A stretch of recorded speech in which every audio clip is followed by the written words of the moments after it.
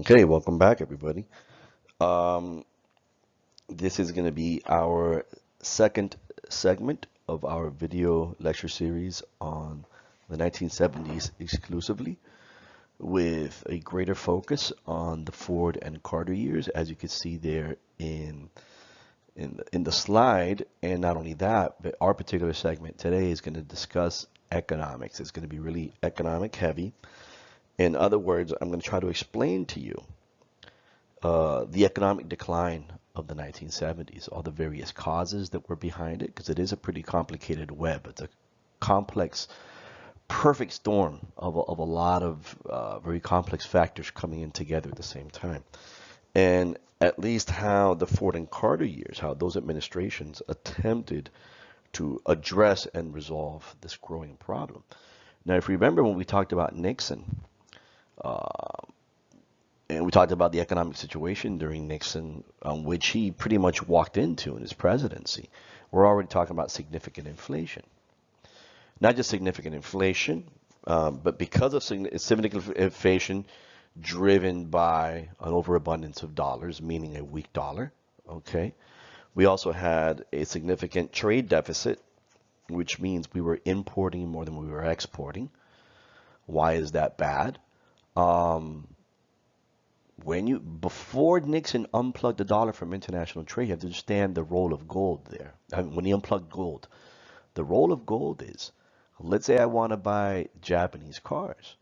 The Japanese don't accept dollars. So I have to take US dollars, exchange them for gold, whatever the gold to dollar exchange rate is at that time.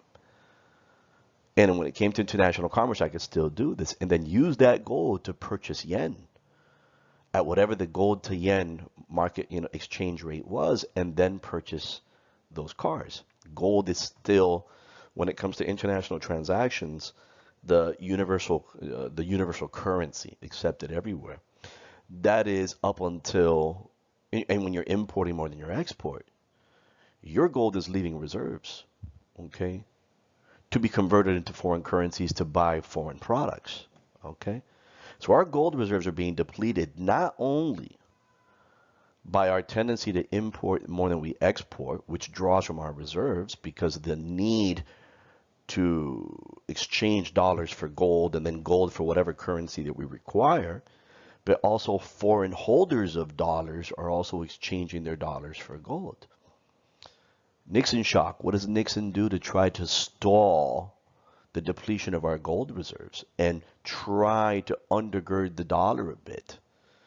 He disconnects the convertibility of the dollar to gold, even for international transactions. Now the dollar is going to stand in place for gold. The dollar is now going to be a reserve currency, the currency universally accepted around the world. And you may ask, okay, so if it's not gold, what's going to reinforce the dollar now? If it's not gold, then what's going to reinforce the dollar? Oil.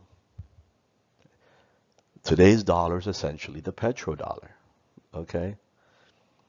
Its strength or lack of thereof is really defined by the demand for oil, because OPEC, starting with Saudi Arabia, made the agreement to only accept dollars for open market purchases, sales of oil. Okay?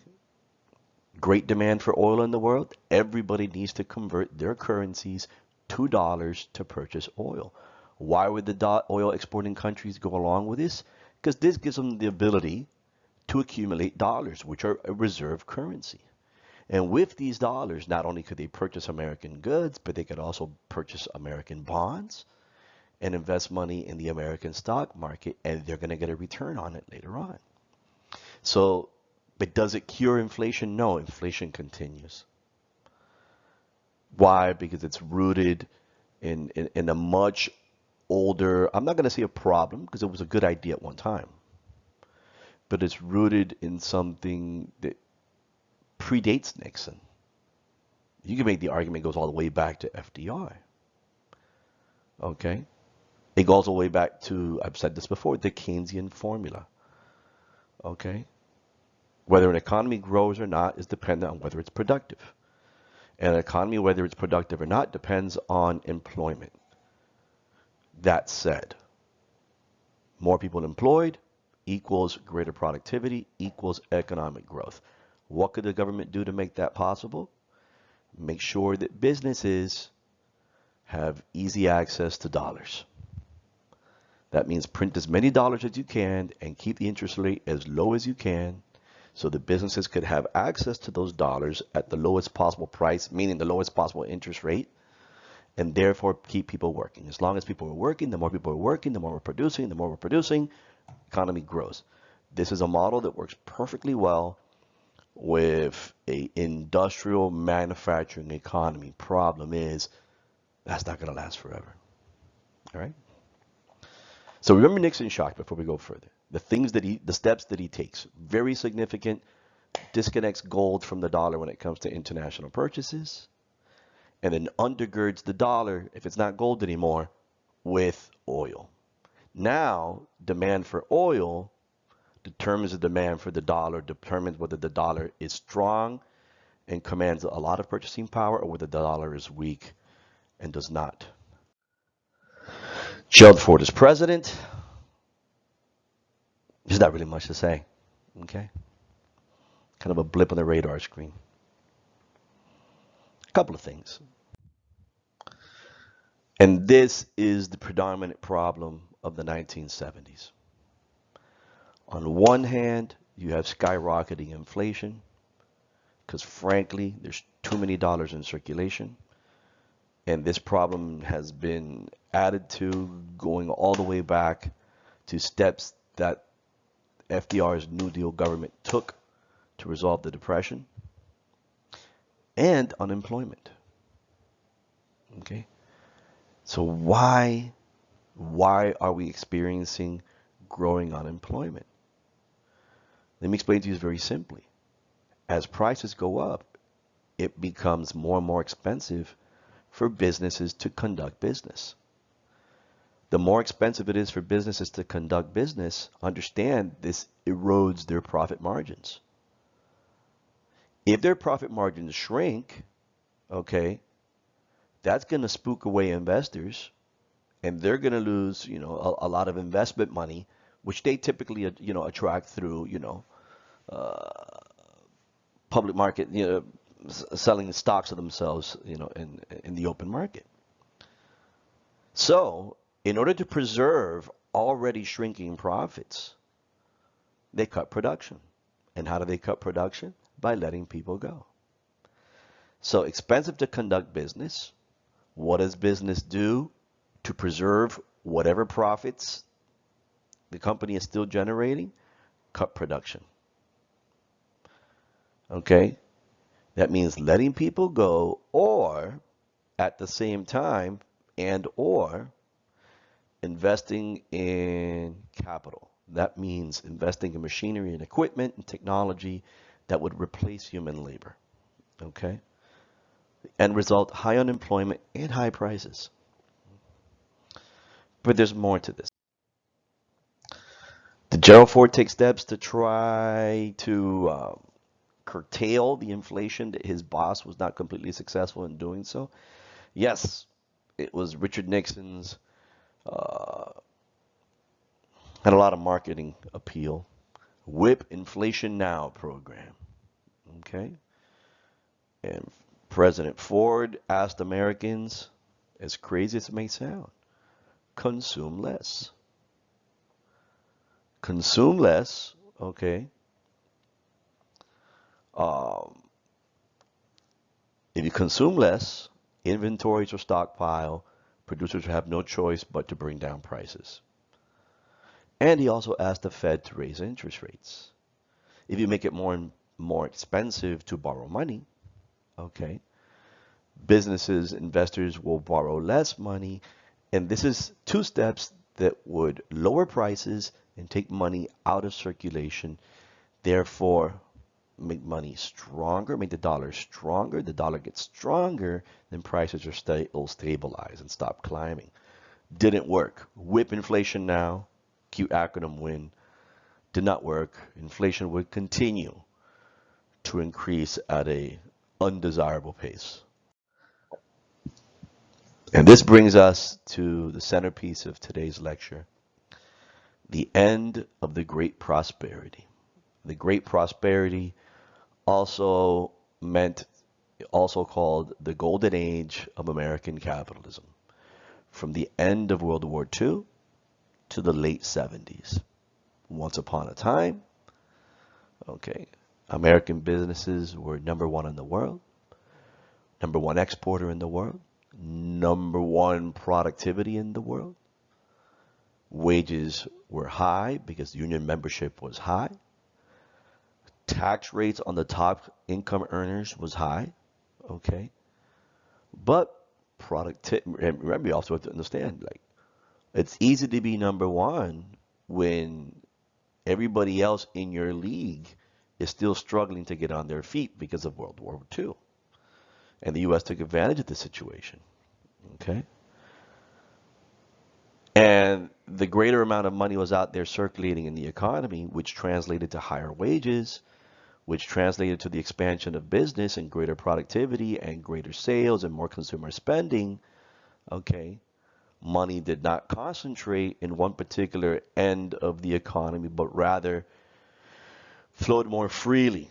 And income inequality at the peak of the Great Prosperity was actually not as bad as it is today. Okay, in 1915, 1% of top income earners controlled 13% of all earned 13% of all incomes. 1960, they earned 10% of all incomes. In 1970s, they earned 9% of all incomes.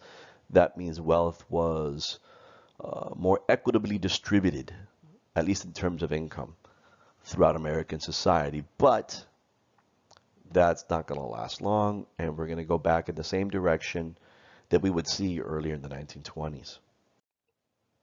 So I'm going to spend some time discussing this graph to you that to a lot of you might sound like hieroglyphics. There are two worst case scenarios that a government could find itself in.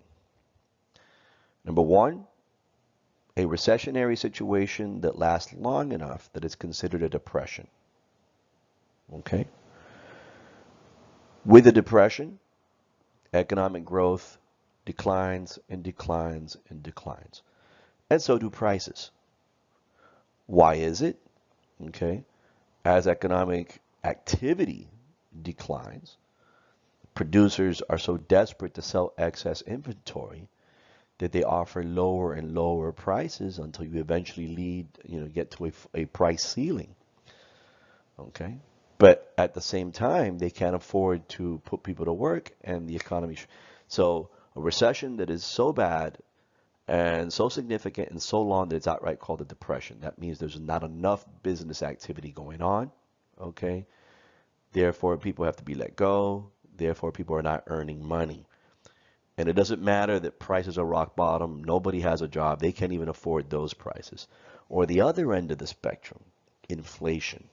Too much economic activity, too many people earning dollars, more dollars out there in circulation than what is actually being offered. Well, I'll put it in simple terms. Inflation is when demand surpasses the supply of society. Okay? Then because demand surpasses supply, prices start to go up. Why? Because you have so many potential buyers and a limited or a static amount of goods and services society has to offer to the market. So what is this phenomenon called stagflation? Okay, it's the equivalent of a stagnant economy, no economic growth, and yet at the same time, in defiance of the Keynesian formula, rising prices. So how does this work? Let me see if I could do a little writing here. Okay. All right. So in economics, we draw an axis here. If we want to describe, a big picture of the economy at a particular frozen moment in time, on the y-axis, this is where we list prices, right? From 0 to who, as high as you want them, right? On the x-axis, it represents both things. Technically, it represents GDP, economic growth, and at the same time, the rate of employment. Why? Because understand, this is a Keynesian model. More people working means the economy is growing, means we're producing more. If it moves away from 0, that's what's happening. If it moves towards 0, shifts to the left, that means less people are working, therefore we're producing less, therefore the economy is shrinking. This line right here, I don't want to use red because it'll confuse, I'll use purple, right?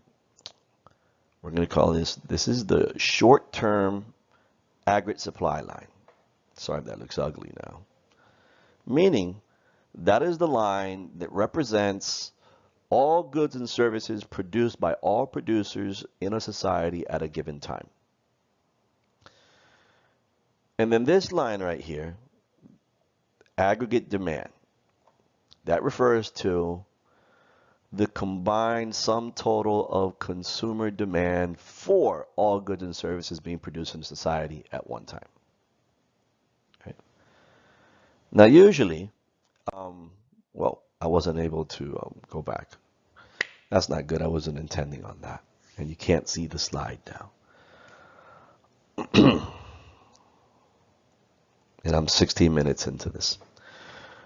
All right, if you could go back and look at the slide. So what happens? Where supply and demand intersect, two things are established. What the current GDP is and the current rate of employment. They're the same. Well, no, the GDP has a numerical value and the rate of employment has it's a value represented as a percentile. What percent of the total labor force is employed? And then if we look at across at the y-axis, that intersects represents what the current price level is. So yeah, I'm gonna have you go back in the video, and listen to me and try to remember what I'm saying. Look at that graph. For a number of reasons, if society experiences a decline in aggregate supply, then that aggregate supply line shifts to the left, which is that second line that you see is to the left. So the original line I showed you was the original aggregate supply, and then because of external factors, the line that shifts to the left, that is the new aggregate supply. Now look what happens. The intersect moved. It moved to the left. Look how it affected both GDP and the rate of employment in the x-axis, and how it affected prices on the y-axis. On the x-axis, GDP and employment shifted to the left. What does that represent? Let's do y-axis first. It went up.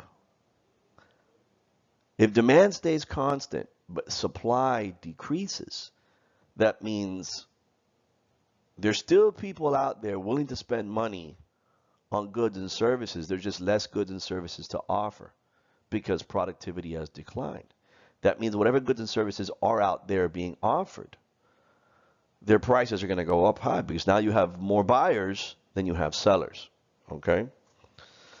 Hence, represented by this upward shift in the price level, prices go up. Because prices go up, the price of conducting business goes up. Businesses mitigate that cost by cutting productivity, meaning letting people go.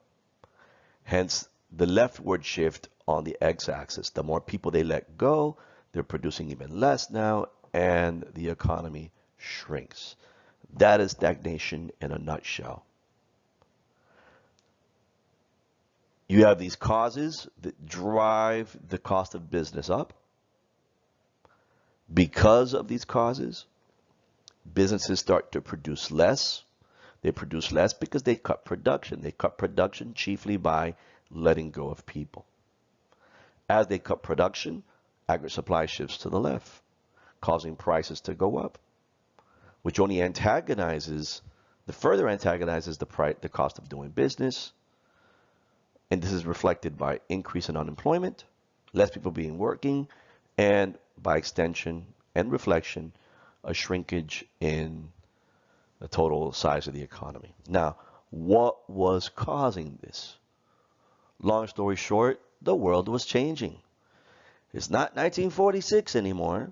It's not 1950. It's not 1955. The world has changed. Okay? Number one, oil prices are the chief reason why prices are going up, particularly for business. And those are geopolitical. Okay? Has nothing to do with whether the amount of oil out there has decreased or increased. But these are political decisions. The oil embargo of 73 and 79 caused oil prices in the United States to dramatically go up. If businesses have to pay more for oil, okay, they're going to mitigate those losses elsewhere, okay, most commonly by letting people go and raising prices. As prices go up, workers are demanding higher wages, which is putting another stress on American businesses.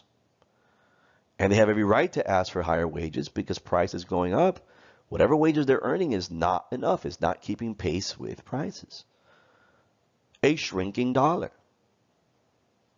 Because of too many dollars out there to begin with, okay, throughout the 1950s and 60s.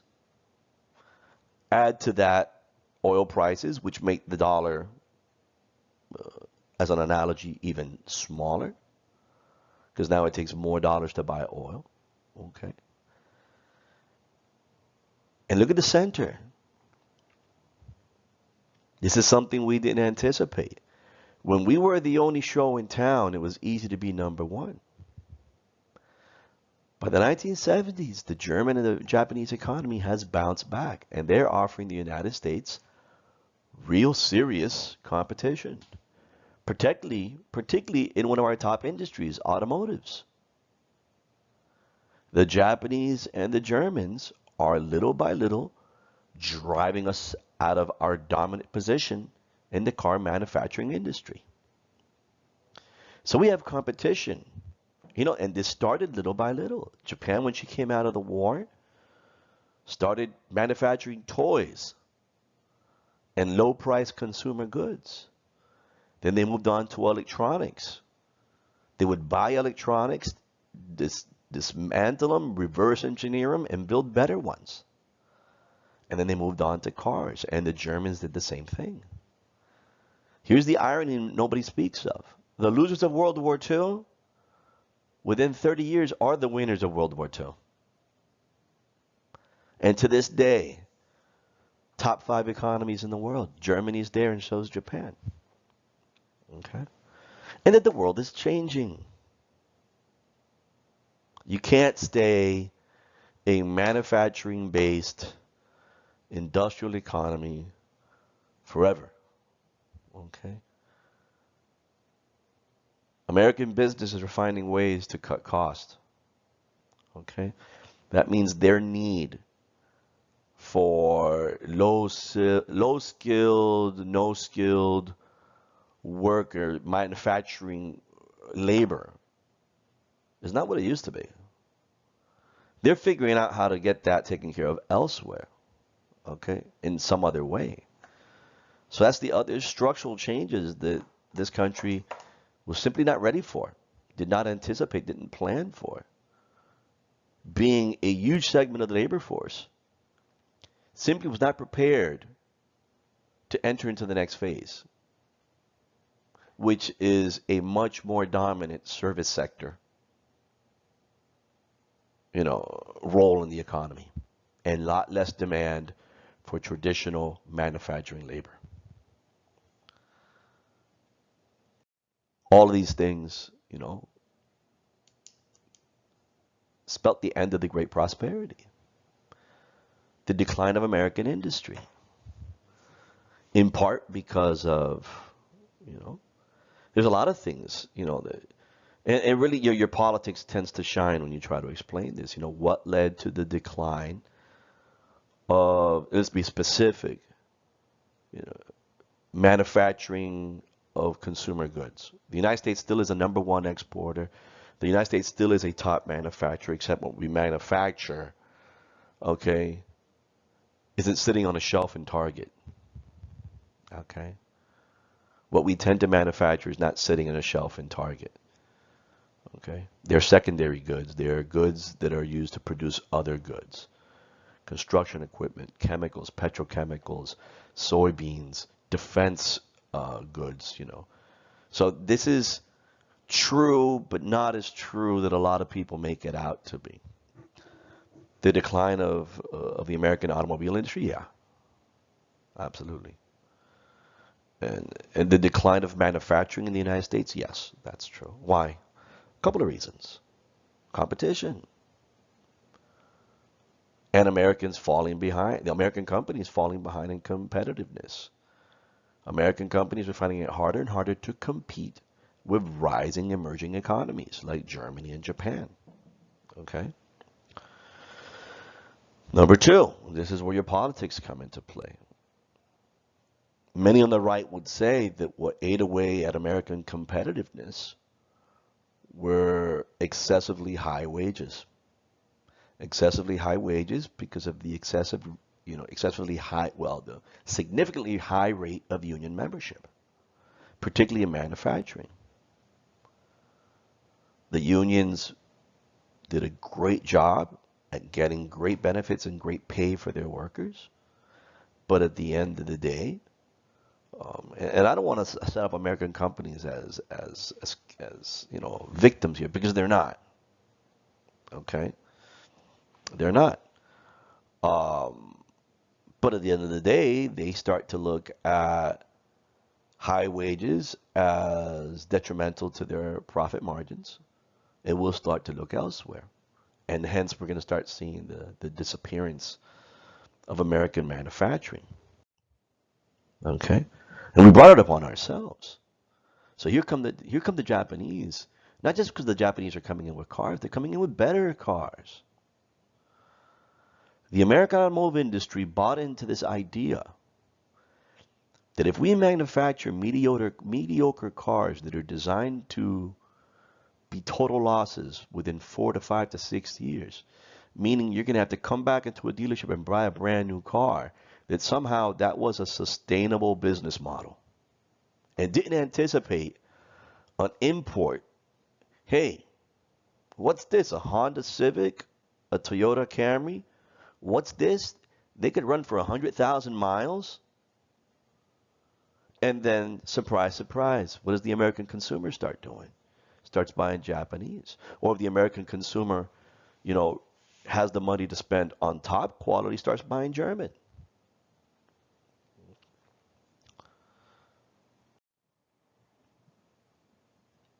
The end of the Great Prosperity is going to bring with it the end of 3 accords that existed since the end of the war.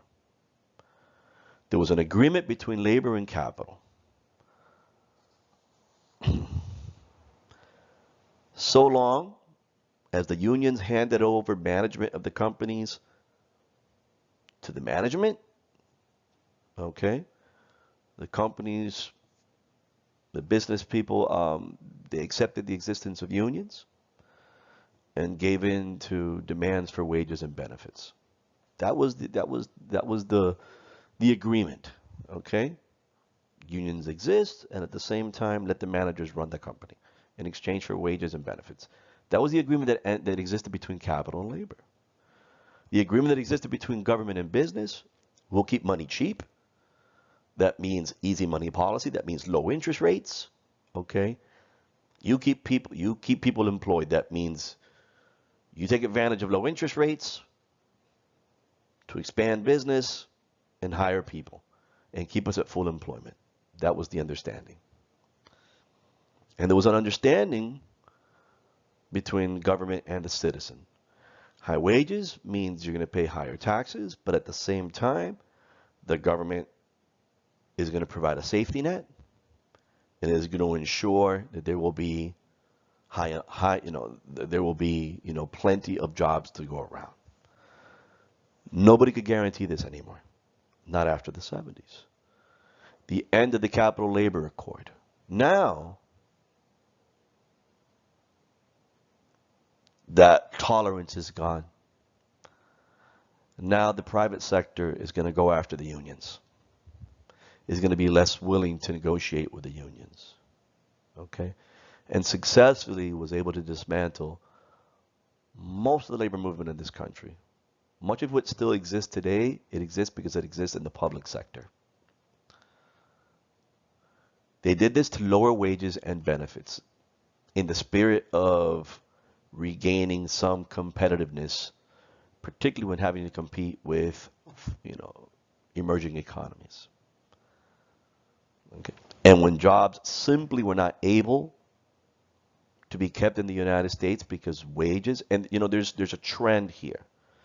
This is how we go from Rust Belt to Sun Belt. Seeking out lower labor costs in order to preserve and protect whatever profit margins they still had. They left Detroit, they left Buffalo, they left Pittsburgh, and they relocated to the South. Why the South? Because wages were lower in the South.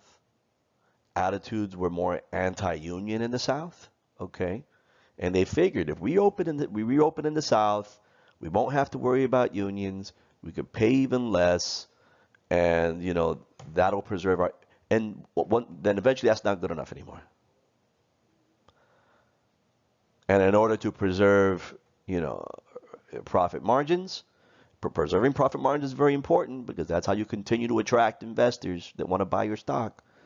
Investors only want to buy your stock if you report high profit margins. Okay? If you report shrinking profit margins, they will sell your stock. Okay? Outsource jobs.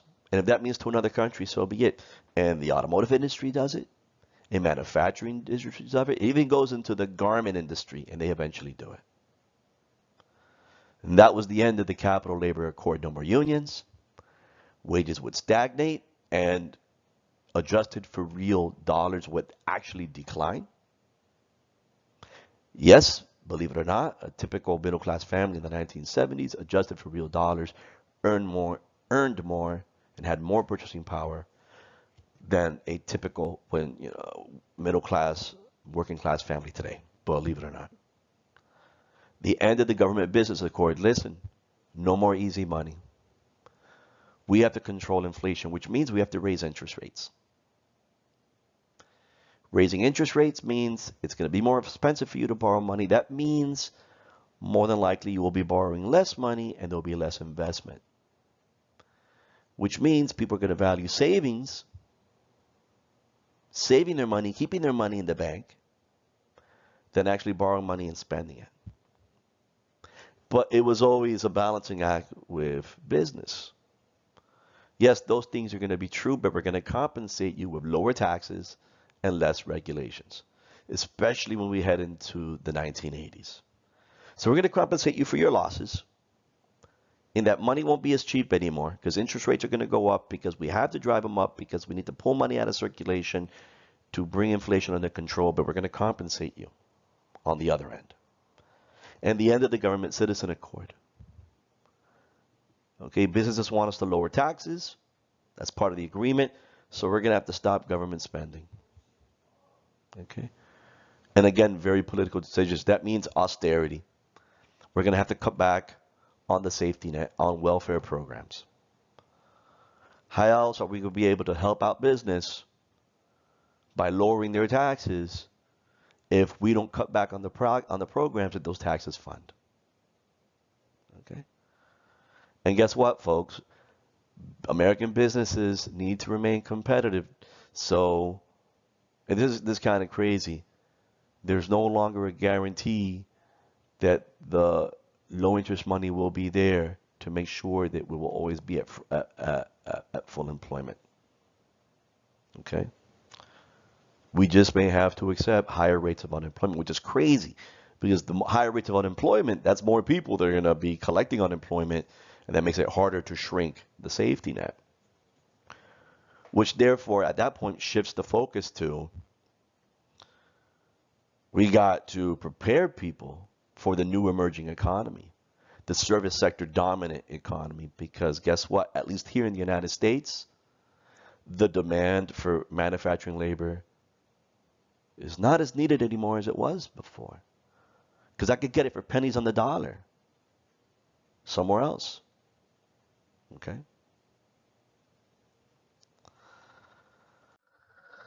And in the end, some economists look at the American economy after World War II having occurred in two phases. The Great Prosperity, the dates don't have to be exact, from 1947 to 1979. Low interest rates guaranteed. Businesses had money to borrow, money to expand, money to pay wages. Wages kept pace with profits. Okay? Wages kept pace with profitability. If profitability is on the way up, profits are on the way up, and if profits are on the way up, wages were on the way up too. And at sometime in the late 70s, the divergence begins. And we have the Great Regression. Productivity would continue to increase. Profitability would continue to increase, but not wages. Wages will stagnate because the business model changed. If an American business makes greater profits, they realized it doesn't really benefit us by diverting those profits to wages. Okay? However, if we divert those profits over to dividends and make owning our shares more and more attractive to potential investors, well, the company stands to benefit more from that arrangement than shifting those profits to wages. Hence, wages stagnated and were kept stagnant. And the club was always there. The club workers over the head. Well, if you don't like it, we could always relocate and go somewhere else. So accept what you get. Hey, but we don't have enough money to pay for our needs. Fantastic. Remortgage your house. Or, take up more debt.